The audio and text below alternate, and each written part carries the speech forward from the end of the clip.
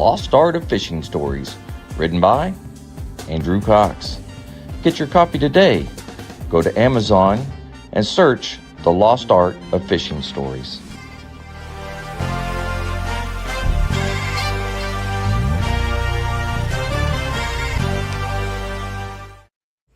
The Lost Art Project, Veteran Voices with Andrew Cox.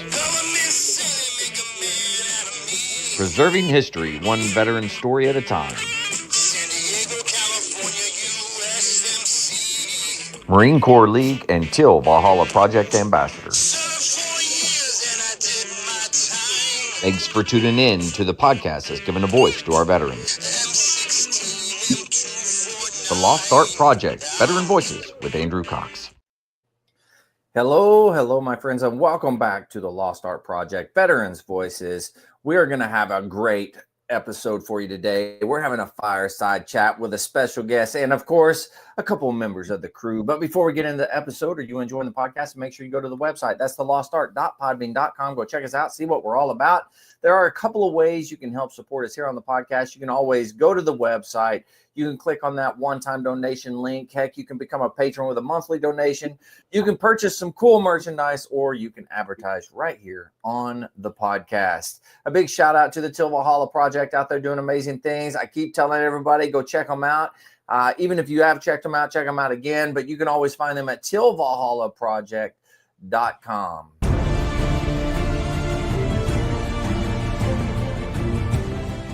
Are you a Marine veteran?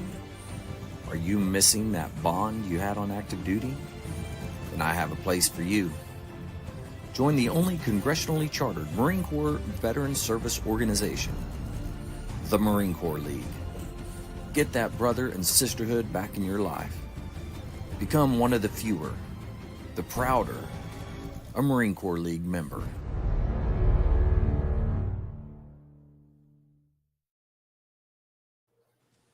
All right, here we are. We got some of the crew. We got our special guest here. Man, it's going to be a good one tonight. We'll start with Jim. Jim, how you been doing, man? I'm doing pretty good. The weather's getting warmer, so that's good. Absolutely. I think here it's supposed to be in the 80s for Christmas. So we went from 40 something or 30. It was in the 30s and the 40s, and it's going to be in the 80s on Christmas. That's going to be crazy. That's a Florida Christmas. Yeah, I know. It's kind of crazy. Yeah. Well, Mark, how about you? How's things out on the West Coast? Oh, the weather right now is pretty nice. We got a lot of fog in the mornings. I don't know what that's coming from. However, we're supposed to get some rain Christmas Eve and Christmas in the next couple of days. So we're standing by for some inclement weather for Christmas. Inclement weather, man. You won't even be able to go outside and grill. I don't know what you're going to do. Oh, I can still grill. Touche. All right, that's good.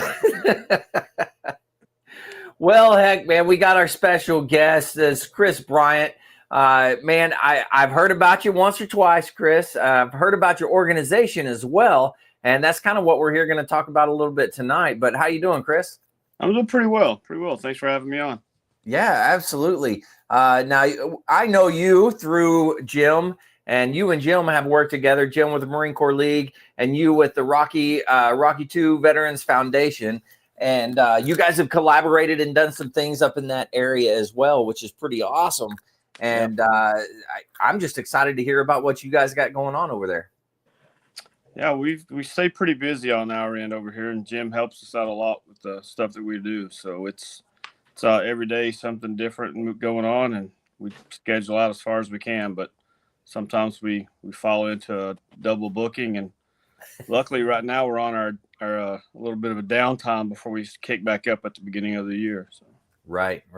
Well, tell us a little bit about the organization, the foundation, and kind of what you guys do, what it's there for, and anything else that you want to share with us. Yeah. So we started Rocky Top Veterans Foundation in 2020, right in the middle of COVID, where nobody could come out and do anything together. Perfect timing on our part, I guess. But yeah, But we just like getting the veterans together. So our biggest thing we do is we focus on getting the veterans out into the community so they're not self-isolating themselves from everybody else. We create Yeah. events to get them out into the public so they're always coming out and interacting with the community and other veterans. And we just do that over and over again with dinner socials where we buy their dinners in the evenings every other week at different locations. We do baseball games. We do boat cruises. We do anything we can do to get the veterans out into society and not sitting at home by themselves and make them interact. Yeah, absolutely. Now, I mean, you've mentioned some pretty cool outing types of things that you got going on. And how many veterans would you say on a typical event, how many veterans will show up for that? So on one of our dinner socials, we have called Pints with Patriots. We will get anywhere from about 25 on a slow night to we've had up to 72 veterans on a night. Wow. So we hit a pretty good scale depending on the location, whether it's cold outside, whether it's rainy. But Right. they come out. We have a pretty good following of it as well. So they pay attention to where we're at and where we're going to be doing our next one at. Yeah. Now, and how big of an area are you covering down on? So we say all of East Tennessee, and we're trying to get our footprint in each county. But right now we are in 8 different counties around the East Tennessee region, and hopefully spreading to more as this next year comes up. So very nice. And now for the organization itself, you know, how many how big is the organization? How many volunteers, or how is it structured? So we have a board. Our board's made up of veterans and non-veterans. We all have the same idea of what we want happening with the veterans and how we feel they should be treated and how we get them out and socialize them. But our volunteers, we have a pretty extensive volunteer list. And again, depending on what we're doing, will determine how many volunteers come out. So we could have 20 volunteers one night, or we could have 40 volunteers one time, just depending on what we've got going on. Yeah, that's really cool. Now, Jim, he works with the Marine Corps League, but is he volunteering with you guys, or how does that work between the dynamic? He absolutely volunteers with us. He comes out. One of the biggest things that we focus on is mental health and suicide prevention. And we have what we call Fire Team Tennessee, which is we do free suicide prevention classes. We teach the public and veterans how to identify somebody that's in crisis and how to talk that person into receiving the type of help that they need, and then give them the resources that they need. And Jim's been to probably, I don't know, Jim, how many have you been to? 10 or 12 of the classes? Yeah. So It's getting close. Yeah, he is an integral part. He shows up. He is a role player with us. We do a lot of interactive scenarios in the class to make sure people understand how to actually talk and interact with people. Jim's a big help on that. So I see you showing your bracelet off here, buddy. Oh, yeah. Very nice. But he's an integral part of the team now. So. Yeah. Well, I have to be a little biased. He's an integral part of our team as well. So yeah, he apparently wears many hats and does different things. He does that. So. Yeah. But how did you start working with the Marine Corps League? Was it with Jim, or how did that dynamic come about? So I actually joined the Marine Corps League a few years back. I'm a Marine also, and then I kind of started doing this and got busy with the foundation and quit showing up to the meetings and let my membership lapse. And then met Jim, and he found out that I'd let it lapse, so he stayed on me and actually told on me. I talked to my wife behind my back to get my memberships caught up. Nice. Hey, they got to do what they got to do, you know. Oh, he did it. Yeah. That's good. That's awesome. Oh man. Now, you're obviously a Marine, so tell us a little bit about your history. Like, tell us where you come from and your service and things of that nature. Yeah, so I was born right here in Knoxville. Raised in Knoxville, moved to Lenore City in my high school year. After high school, I'd always wanted to join the military, just never did. And I didn't do it until I was 23. Actually, I went to work for the sheriff's office in Knox County and worked there for a year. met a guy that was in the Marines, talked to him, and that just solidified what I wanted to do. So I left there after a year, joined the military, and joined on January 1st of 97 and left for basic on January 21st of 97. So quick pretty turnaround. quick. Absolutely. Yeah. And loved it. Went through Paris Island, of course, then went security forces after School of Infantry. Okay. Machine gunner by trade, done some security forces. They figured out I learned I was a pretty good shooter, so they sent me to instructor school, and then from there I ended up back at Paris Island working weapons battalion, running the A line. So Oh wow. yeah, No kidding. Pretty good. Didn't get to go overseas or anything, but I served my time back on Paris Island. So And now you did 4 years. I did 4 years in active, come home and did about 6 to 8 months in the reserve center down in Chattanooga.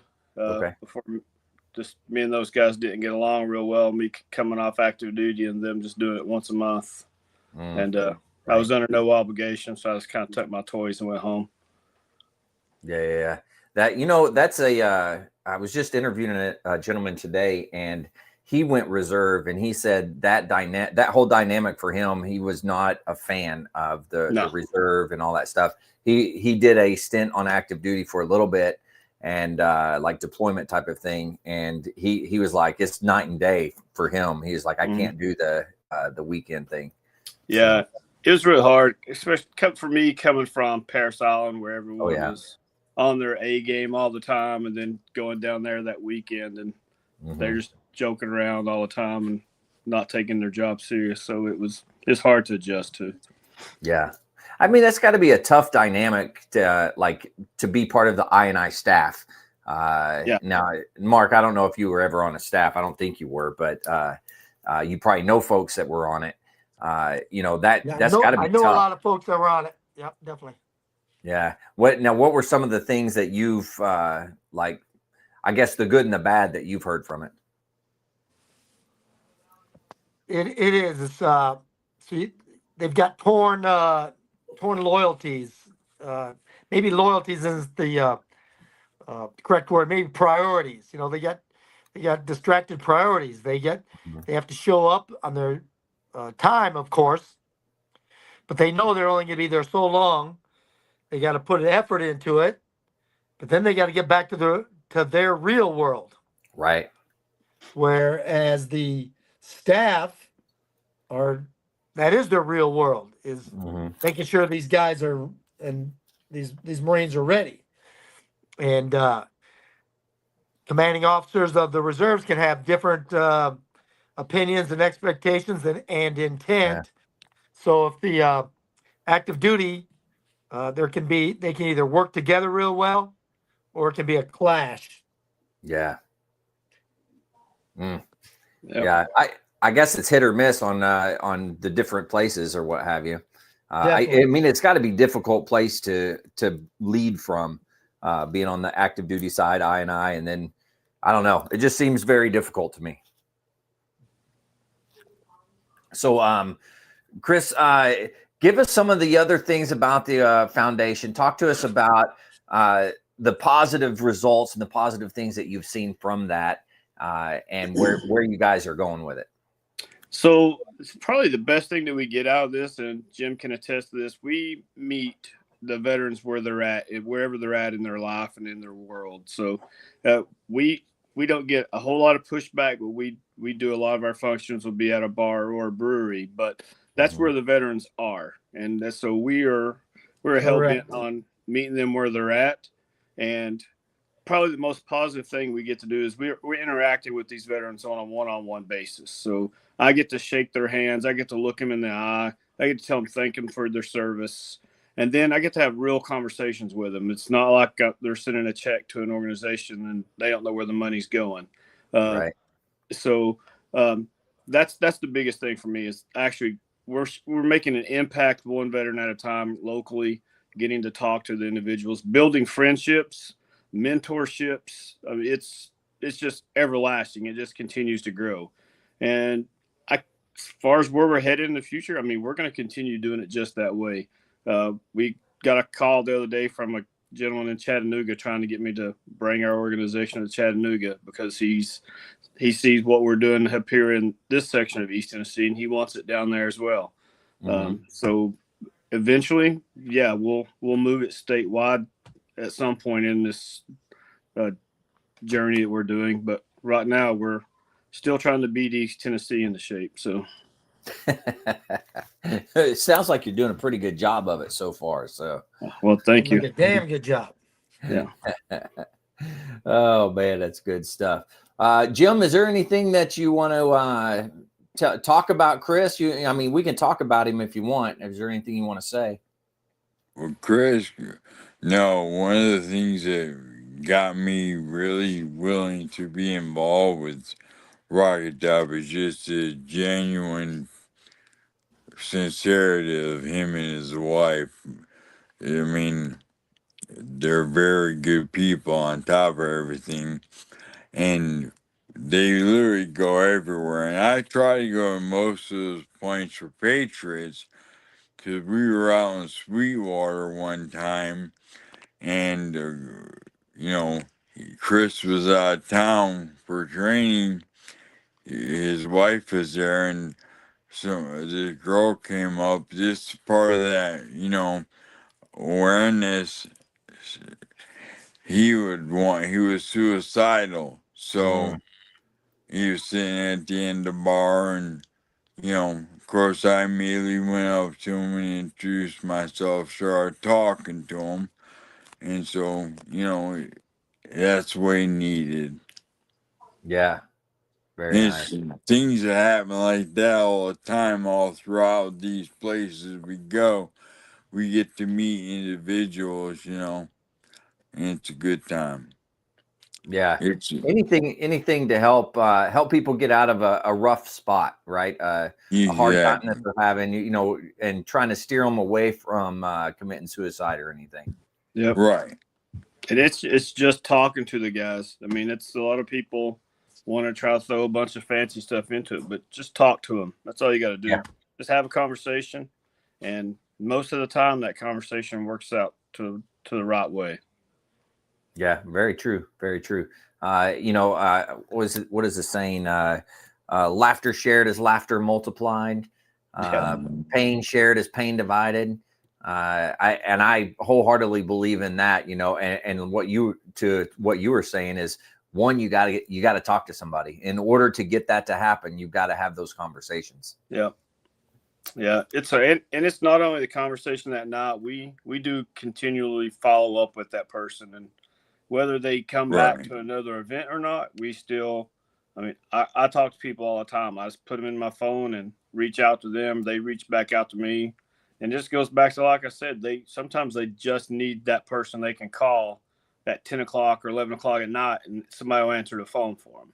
Oh yeah. Well, we signed up. I'm that guy, and Jim's that guy too. So now, do you guys have like a database or whatever for individuals that go to the events and things like that?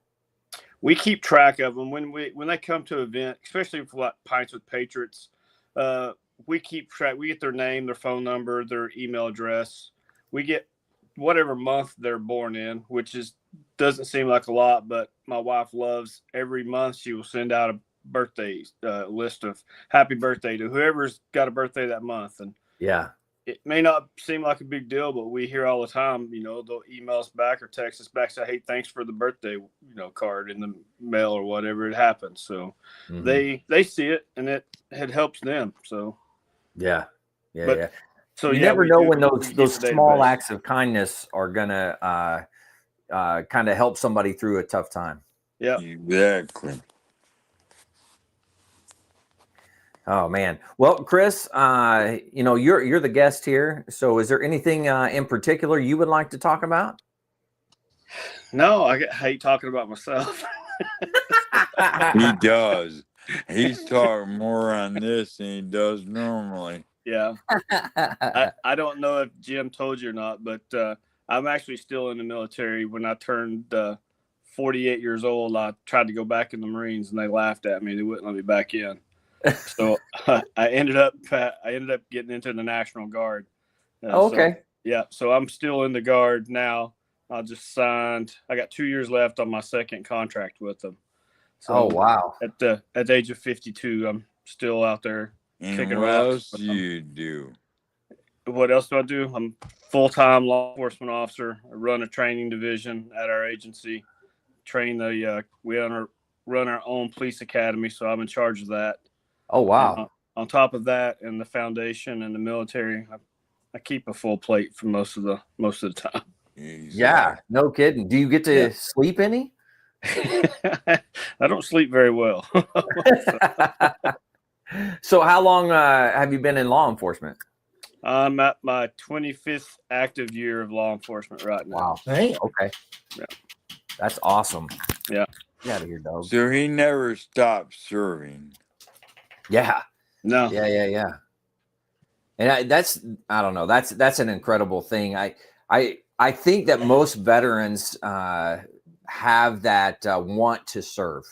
If you didn't have it before you joined, once you join, you start to get that. And I think most veterans want that, and they want to be a part of an organization that's still serving, or a part of a group that's still serving.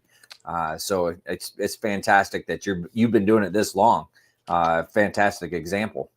Yeah, we can't. I can't tell you how many times we have a conversation with a veteran, and they want to come and hang out, but they want to. What can I do? They want something to do when they get there. I'm like, just come and relax, because we don't. There's no agenda with anything we do. There's no agenda. Right. It's no one's standing up and talking to them in the middle of it. It's just come in, grab a drink if you want to drink, have a seat, let's eat dinner, shoot the shit a little bit, just talk about old times, talk about what's going on.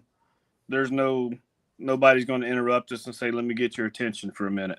So it's they have a hard time relaxing, I guess would be the thing. They want to continue to serve. It's always, what can I do? What can I do? So, yeah. The only time they ever say we need your attention is when they're gifting a quilt of valor.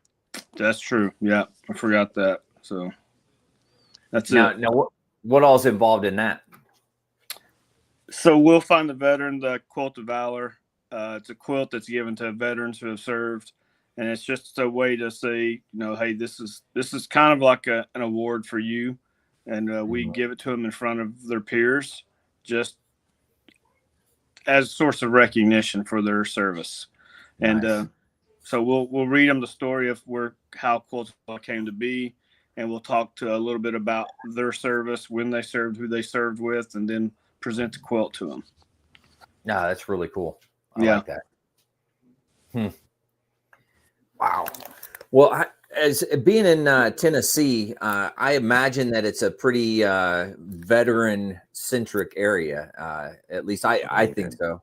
Yeah, we have a ton. I think the last count was 350,000+ veterans in the state of Tennessee. So no kidding. Wow. Yeah, we're heavy with veterans. They are called the volunteer state.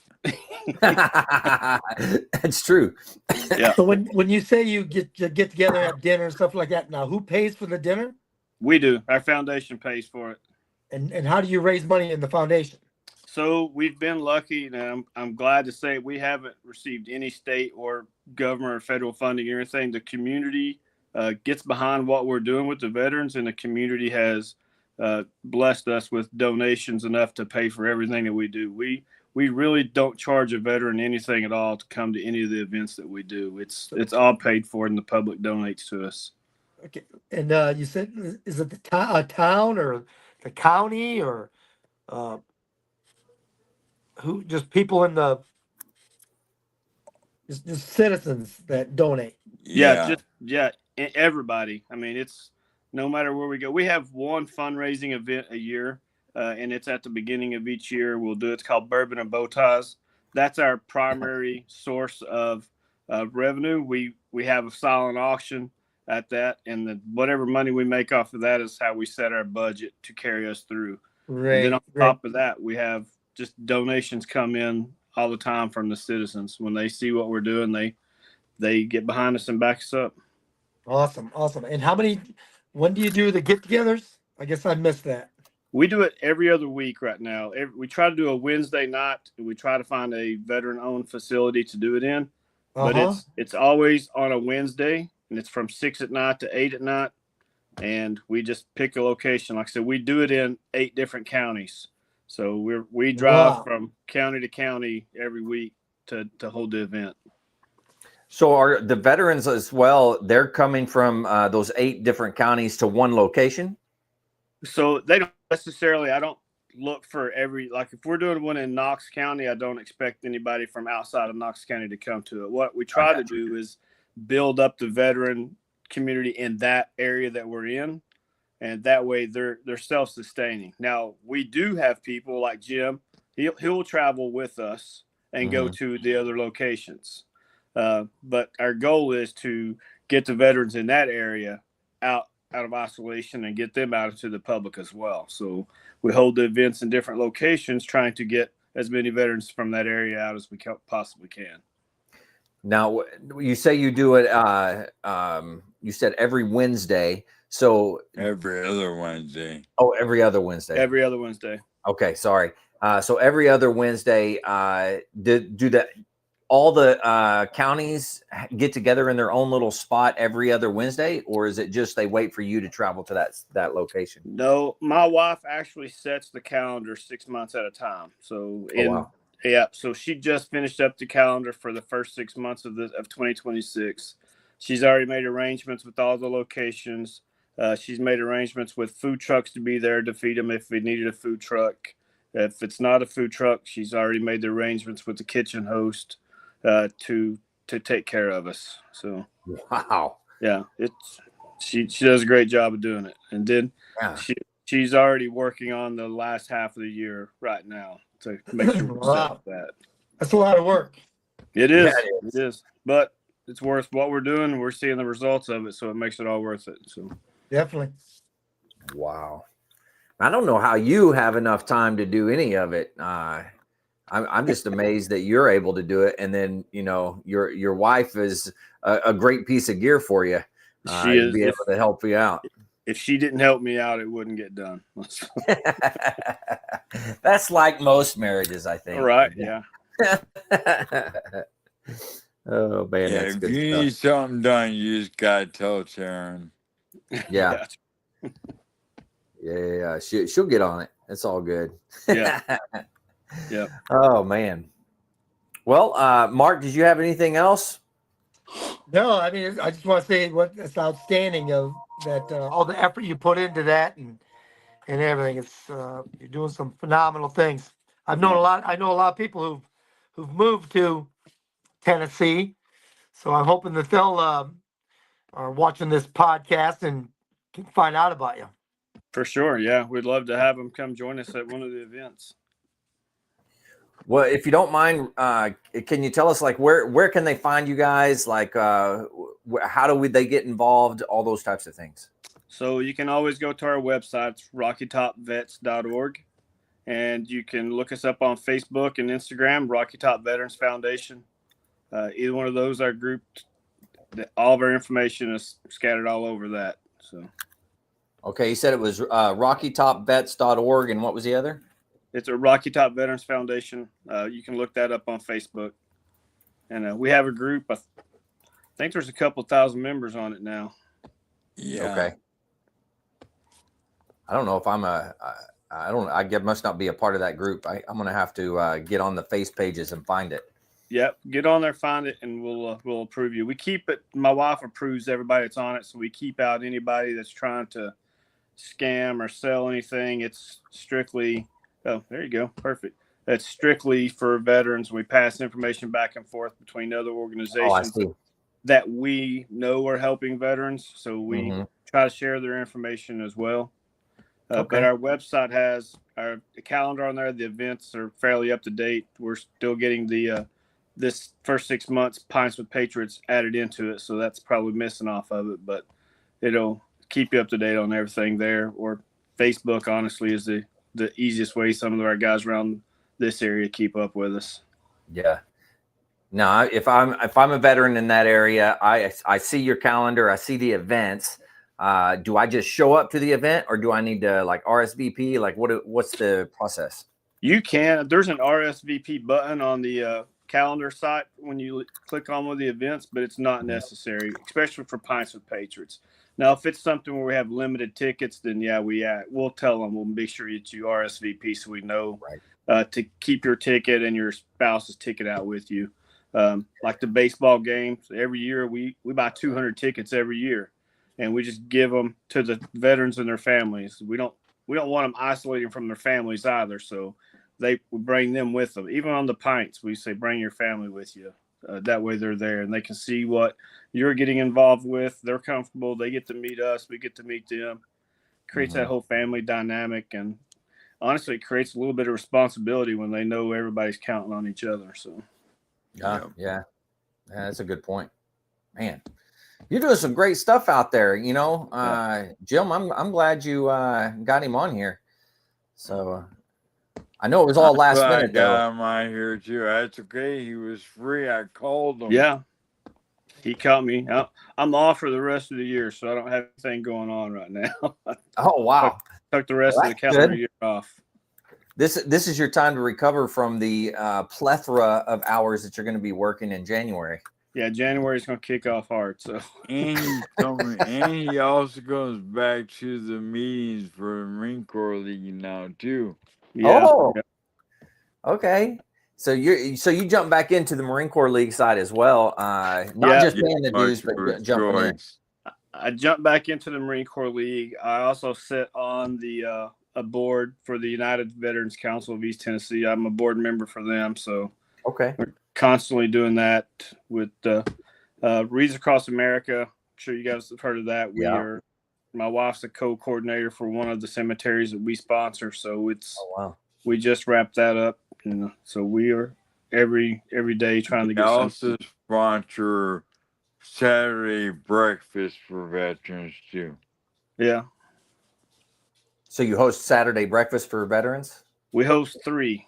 So 3, okay. The United Veterans Council organizes 17 breakfasts around our area now, and our organization, we're responsible for 3 of them. So we can we get to feed veterans and sit and talk to them and just hang out with them at breakfast. And that's actually how the evening time Pints with Patriots got started. We noticed there wasn't any young generation Marines or Army or Navy. No one was coming in. It was Vietnam, World War II, if there was any of them in that area. But we wanted to get the younger generation out as well. So they won't get up and eat at 8 o'clock on a Saturday morning because they have families, they have jobs, their kids are playing sports. Right. But Wednesday nights, they'll stop by and hang out and have dinner with you. So good. We tried it out. We started off doing that event just once every 3 months. And now, like I said, we're every other Wednesday every month, sometimes every Wednesday, depending on what we can fit into a schedule. So right. Man, that is an awesome organization. I wish that that would spread across the country even more. I just need about 50 more of me. Is that all? 50 more of you. Well, so if you're out there and you're interested in what they have going on there at Rocky Top, and you want to get involved with it and put it in your area, this is the guy to reach out to. So how can they contact you guys? Is there an email on the website or something? Our email's on the website and our cell phone number's on the website. We don't have an answering service, so we put out my phone number and my wife's phone number to everybody. And so if a veteran needs us, they don't get an answering service, they get us. So it's all on the website. Yeah, so go to rockytopvets.org. Go check that out. And if you want to start it in your area, that's the guy to talk to. So his number and email's there. So please go and do that. That's freaking awesome. Man.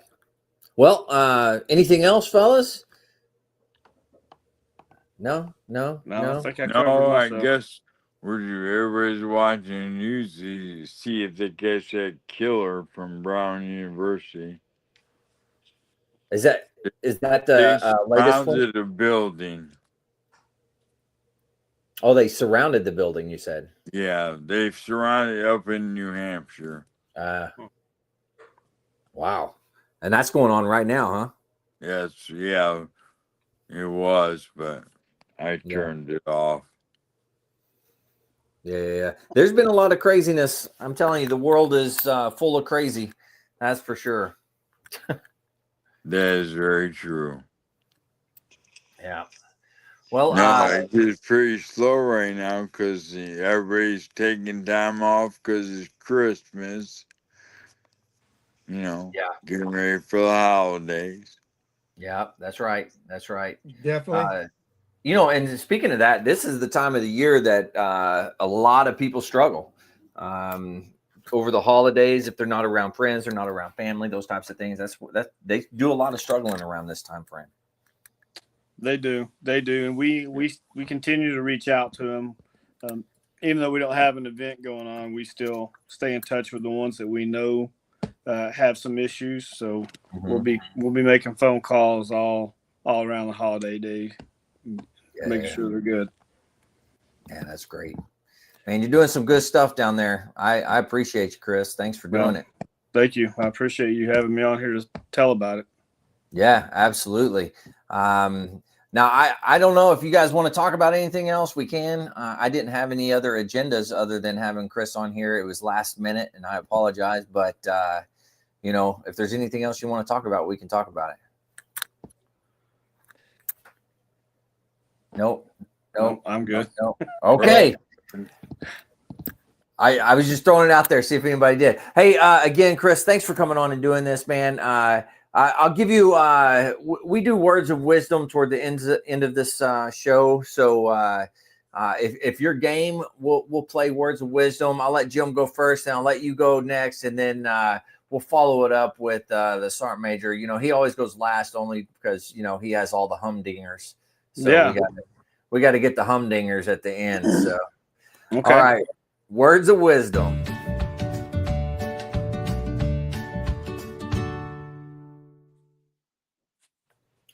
All right, Jim, let's start with you, my friend.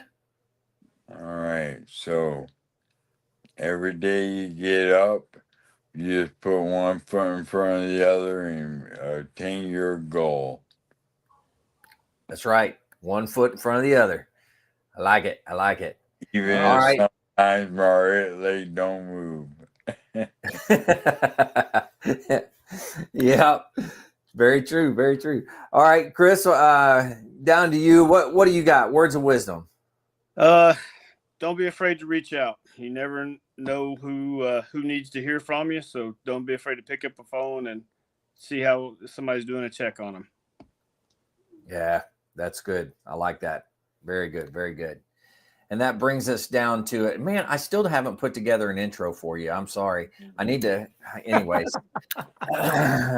it brings us to the Sergeant Major, the man, the myth, the legend, and his humdingers. So, Mark, what do you got for us? Okay, good piece of advice. Show respect, even to people who don't deserve it.